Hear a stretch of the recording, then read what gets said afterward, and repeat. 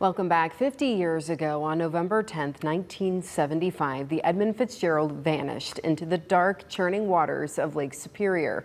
The fierce storm that night directly resulted in the sinking of the Edmund Fitzgerald and the loss of all 29 crew members. Recreating that historic storm lies in the data hidden in decades-old weather records, ship logs, and handwritten observations that live right here in Northwest Ohio. Here is Chief Meteorologist Chris Vickers with the story. Out beyond the point there, we were taking water 6 feet high right across our deck. They were right in the section with the max wind speed and the max wave height, so just the worst of all possible outcomes, essentially. The last time I talked with him, he said he was holding his own. November 10th, 1975, the day that changed Great Lakes history.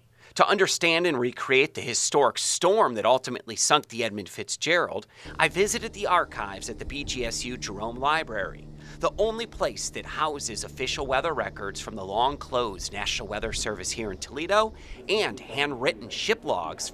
This page right here says November 9th, 1975. Correct, the day before the sinking, and as you can see, even in Lake Erie, it was a very calm day. Mark Sprang, an archivist who has spent years studying Great Lakes history, has uncovered original weather observation logs from other ships that fateful night. What he's found reveals just how quickly conditions deteriorated. It was just the complete wrong combination of circumstances. The speed of the storm, the weather reports weren't always keeping up fast enough for how fast the conditions were changing. The Fitzgerald smoothly set sail from near Duluth on the morning of November 9th. At 2:39 p.m., a gale warning was issued. Captain McSorley knew the storm was coming. The Fitzgerald and her sister ship, the Arthur M. Anderson, had altered course. They went along the north shore of Lake Superior because that's where the wind was initially coming from, and then it shifted completely the other way, so they were completely exposed. Conditions deteriorated quickly on the morning of November 10th. We get to 2909 by 2:30 on the 10th, so that's a huge change. In modern meteorology, we have a term for such rapid intensification, a bomb cyclone. The pressure drop measured at Sault Ste. Marie was incredible, and it happened faster than anyone expected. You could see these rapid drops in pressure, rapid increases in wind speed, wave height, especially from some of these stations on the east end of Lake Superior, because that meant the wind had the whole length of the lake to grow those waves. These lake weather bulletins were radioed between captains, creating a real-time network of weather observations across all 5 Great Lakes. Crucial weather data for the times. At 2 a.m. on November 10th, the storm was rapidly gathering strength. The gale warning was upgraded to a more dire storm warning. The storm center passing just over eastern Lake Superior just after daybreak. By 2:30 that afternoon, according to ship logs on the Great Lakes, conditions had become extreme. Winds over 60 miles per hour, gusts to hurricane force, and 20-foot waves were reported, easily high enough to wash over the decks of loaded freighters. And they're right there where the X is, right on the edge of the purple, which is the worst place to be. The Arthur M. Anderson, a 767-foot iron ore carrier, had been traveling in tandem with the Fitzgerald through the voyage and through the worst of the storm. The two ships were in constant radio contact as the conditions worsened. Captain Cooper, watching his radar screen, could see the Fitzgerald about 10 to 15 miles ahead. At approximately 7:10 on November 10th, Captain Cooper made contact one final time. McSorley's voice crackled through the storm. "We are holding our own."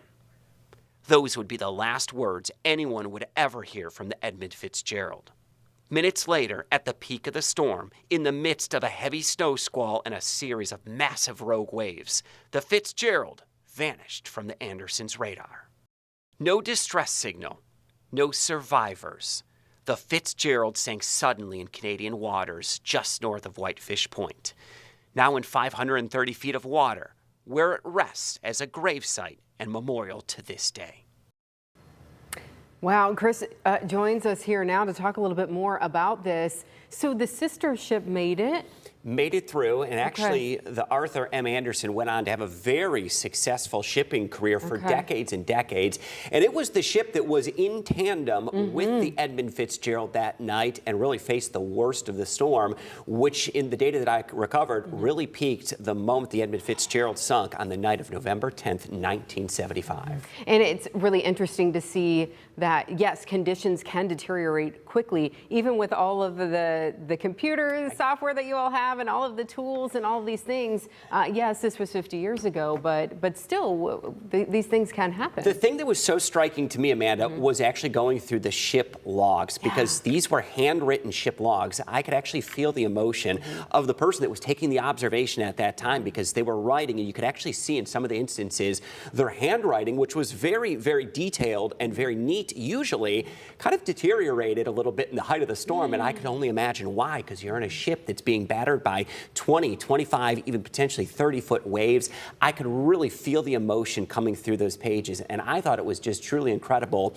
These archives are right here in Northwest Ohio, in the BGSU Jerome Library. So Mark was fantastic. He is just a wealth of knowledge there. And, you know, him telling the story, too, of the data that we have right here just shows how deeply connected we are in Northwest Ohio and Toledo to the greatest shipwreck and disaster that has ever occurred on the Great Lakes, the sinking of the Edmund Fitzgerald. It is wild to know that, yeah, those observations, handwritten notes, those do still exist and that they're preserved, which is really important, isn't it? It's a great little treasure we have right here at the BGSU Jerome Library. Another cool thing that I discovered as well, when we looked back in the long-closed National Weather Service records from Toledo, that used to be out of Toledo Express Airport, it was 73 degrees the day before the Edmund Fitzgerald sunk. That was sort of an indication of a massive storm that was brewing and how quickly conditions would change. Right. No, that November weather can be really tricky sometimes. It gets the recognition in the name, the gales of November, for a reason. And since the Edmund Fitzgerald sunk, now nearly 50 years ago,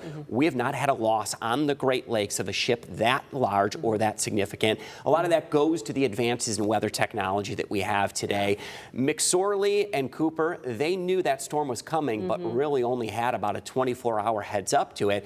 All they could do at that point was alter their course. They did, but little did they know they were going right into the teeth of the worst of the storm on that night, November 10th. Yeah, well, we will continue our exclusive weekly coverage leading up to 50 years since the Edmund Fitzgerald sunk this November. Follow all the coverage on WTOL 11 and anytime on WTOL 11+.